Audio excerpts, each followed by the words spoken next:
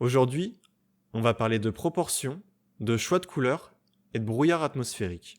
Si tu maîtrises ces trois choses, je te promets que ton jeu sera beaucoup plus beau.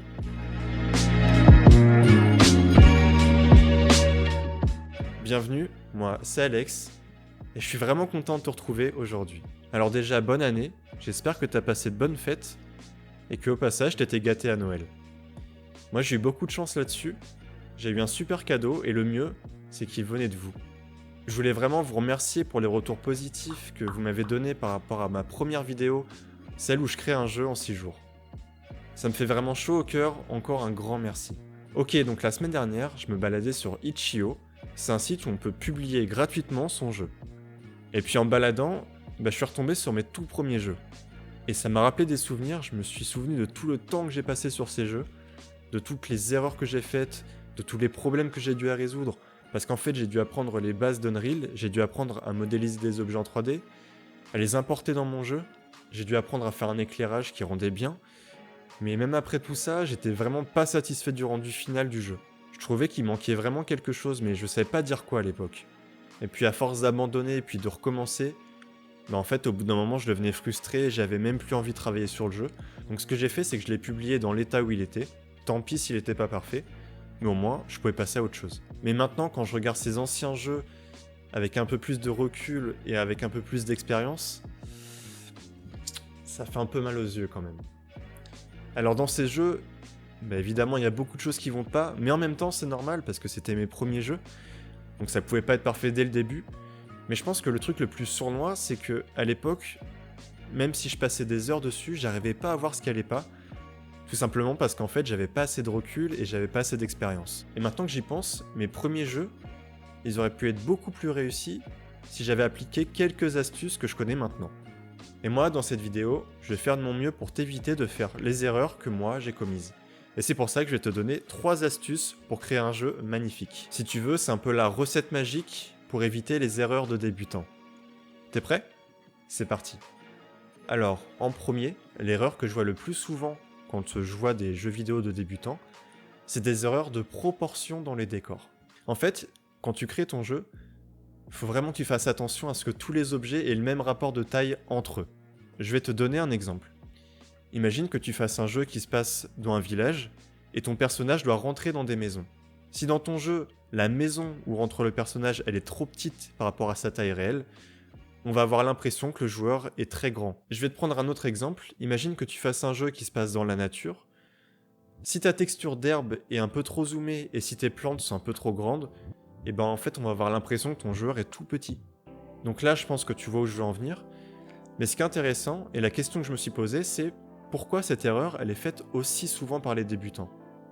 En fait je pense que la source du problème, et tu verras ça revient très souvent, c'est qu'on fait trop confiance à notre mémoire et on fait trop confiance à nos souvenirs. Parce qu'en fait notre mémoire et nos souvenirs, ils sont pas précis, ils sont pas infaillibles. Et à mon avis, il est vraiment là le problème, c'est un problème de manque de précision. Parce que oui, même si dans cette scène la maison est à peu près à la bonne taille, notre cerveau va voir qu'il y a une toute petite différence et du coup ça va complètement sortir le joueur du jeu et on va voir qu'il y a un truc qui va pas. Ce que je ressens le plus souvent quand je regarde des jeux vidéo qui contiennent ces erreurs, c'est que le monde me paraît complètement faux. Avant de te donner la solution à ce problème, j'aimerais faire un petit exercice avec toi. Ce que je vais te montrer, c'est que ce problème il a l'air bête. Tu peux te dire que toi tu sais quel auteur fait une maison, mais c'est assez traître parce que ça peut vraiment arriver à tout le monde. Rien de fou, t'inquiète pas, tout ce dont tu vas avoir besoin, c'est une feuille et un crayon. Vas-y, je t'attends.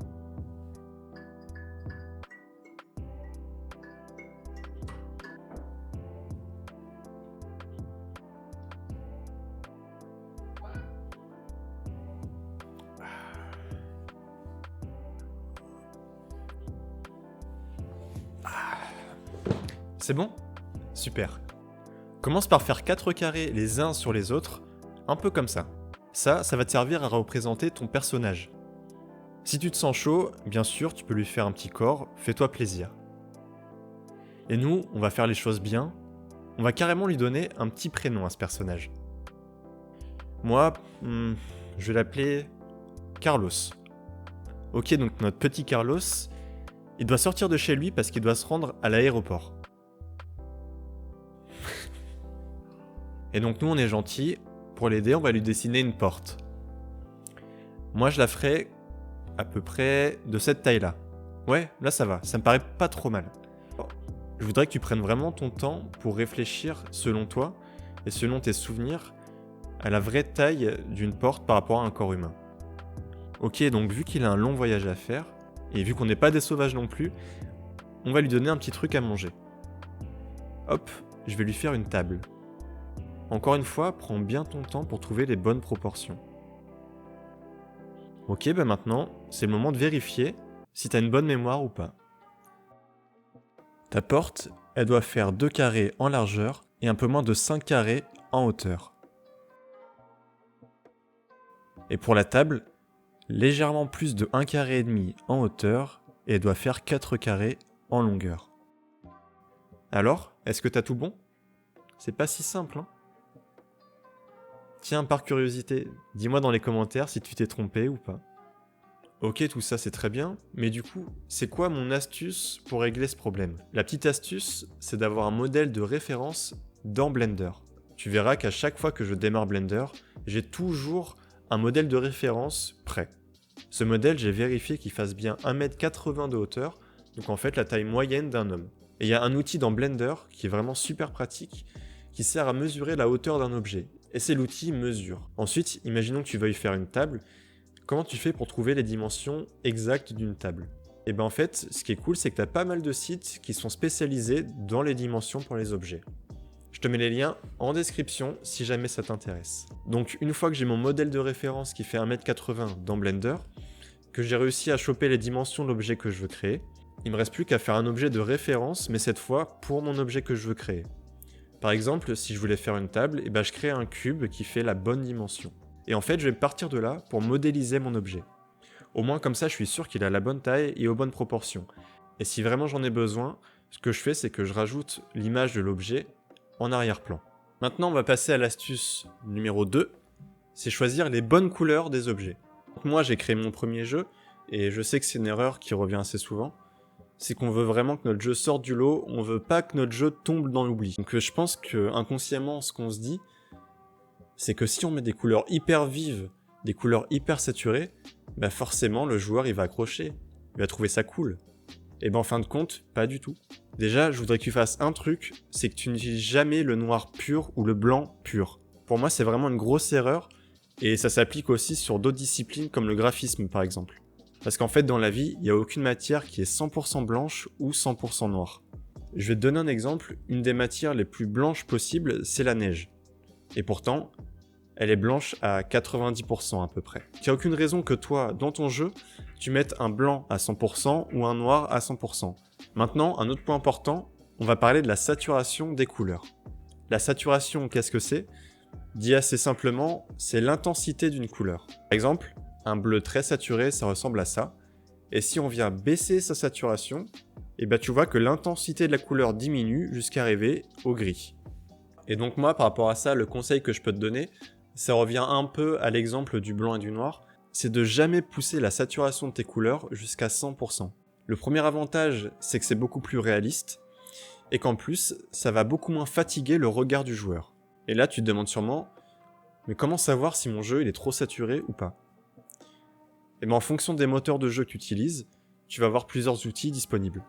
Par exemple, moi j'utilise l'Unreal Engine, et dessus, il y a une petite option pour afficher le jeu en mode Unlit. C'est simplement afficher le jeu sans aucune lumière et sans aucune ombre.